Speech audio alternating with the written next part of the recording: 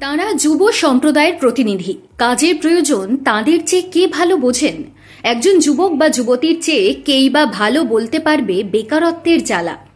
একদা কথা বুঝিয়েছিলেন রাজ্যের প্রাক্তন মুখ্যমন্ত্রী বুদ্ধদেব ভট্টাচার্য। তিনি মুখ্যমন্ত্রী থাকাকালীন বামফ্রন্টের পক্ষ থেকে স্লোগান তোলা হয়েছিল, কৃষি আমাদের ভিত্তি, শিল্প আমাদের ভবিষ্যৎ। তারপরে কেটে গিয়েছে অনেকগুলো বছর। পশ্চিমবঙ্গের ক্ষমতা থেকে চলে গিয়েছে বামফ্রন্ট, বিরোধীর তকমাও গিয়েছে তাদের। বিধানসভায় শূন্যতা নেমে এসেছে শেষ 5 বছর। শুধু তাই নয়, যে ব্র্যান্ড বুদ্ধর হাত ধরে শিল্পায়নের স্বপ্ন দেখেছিল বামফ্রন্ট, সেই মানুষটিও আজ নেই। পৃথিবী ছেড়ে চলে গিয়েছেন বুদ্ধদেব ভট্টাচার্য। চলে গিয়েছেন বুদ্ধদেব ঠিকই, তবে তাঁর দেখানো শিল্পায়নের স্বপ্ন আজও যেন রয়ে গিয়েছে বাম যুব সম্প্রদায়ের মধ্যে।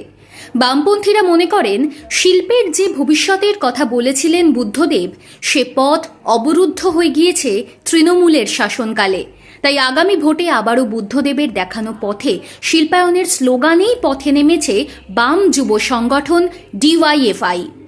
বুদ্ধদেব ভট্টাচার্যের নেতৃত্বে একদিন যে সংগঠন তৈরি হয়েছিল, সেই ডিওয়াইএফআই এর প্রতিনিধিরা এখন দৌড়ে বেড়াচ্ছেন এই জেলা থেকে ও জেলা। তাঁদের স্লোগান হলো, শিল্প চাই, কাজ চাই, বাম পথে বাংলা চাই। সোজা কথায় ব্র্যান্ড বুদ্ধের শিল্পায়নের নীতিতে বাম যুবরা আবার পথে নেমেছেন এবং আগামী নির্বাচনে এই শিল্প তৈরির দাবি ও কর্মসংস্থান হতে চলেছে বামফ্রন্টের প্রচারের অন্যতম বড় হাতিয়ার। এমনিতে গোটা রাজ্য জুড়ে নানান ইস্যুতে সারা বছরই নানান কর্মসূচি নিয়ে আন্দোলন করে চলেছেন বামেরা। সিপিআইএম নেতাদের দাবি, ভোটের সঙ্গে আন্দোলনের কোনো সম্পর্ক নেই। ভোটে দল জিতুক বা হারুক, অন্যায় দেখলেই আপোষহীন আন্দোলন চলবে। তবু বিধানসভা নির্বাচনের আগে সেই সব আন্দোলনের ইস্যুগুলো স্বাভাবিকভাবেই গুরুত্বপূর্ণ হয়ে ওঠে। সেখানে শিল্প চাই, কাজ চাইয়ের মতো বিষয়কে সামনে নিয়ে এলে তা ভোটের প্রচারে রীতিমতো তাৎপর্যপূর্ণ বলেই মনে করছে রাজনৈতিক মহলের একাংশ।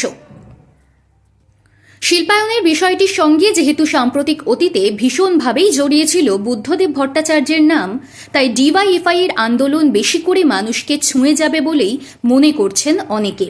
কেউ কেউ বলছেন, এই স্লোগানের মাধ্যমে প্রাক্তন মুখ্যমন্ত্রী ও কিংবদন্তি কমিউনিস্ট নেতার স্মৃতি উস্কে দেওয়া যাবে জনমানসে। বিশেষ করে কর্মসংস্থানের যে স্বপ্ন বুদ্ধদেব দেখিয়েছিলেন, যুব সম্প্রদায়ের সেই স্বপ্ন ফেরি করতে নতুনভাবে নেমেছে ডিওয়াইএফআই, যা আসন্ন নির্বাচনে প্রভাব ফেলতে পারে যুব সম্প্রদায়ের মধ্যে। সঙ্গে বুদ্ধদেব ভট্টাচার্যের নামের সঙ্গে জড়িয়ে থাকা নস্টালজিয়া তো আছে। গত 3-4 বছর যুবদের আন্দোলনের ঝাঁঝ অনেকখানি বেড়েছে। মীনাক্ষী মুখার্জি রাজ্য যুব সংগঠনের শীর্ষ পদে থাকার সময় আগ্রাসী পথ বেছে নিয়েছিল ডিওয়াইএফআই। মীনাক্ষী বয়সের কারণে সরেছেন, কিন্তু তাঁর দেখানো পথ থেকে এখনও সরেননি যুব নেতা কর্মীরা। সেই আগ্রাসনকে সামনে রেখে বাংলার বিধানসভা নির্বাচনের আগে প্রবলভাবে পথে নেমেছেন ধ্রুবজ্যোতি সাহা, অয়নাংশু সরকাররা। জেলা থেকে মফস্বল সর্বত্র চলছে তীব্র লড়াই। এই আন্দোলনই নতুন করে গতি নিয়ে কাজের প্রসঙ্গে, রুটি রোজগারের প্রসঙ্গে।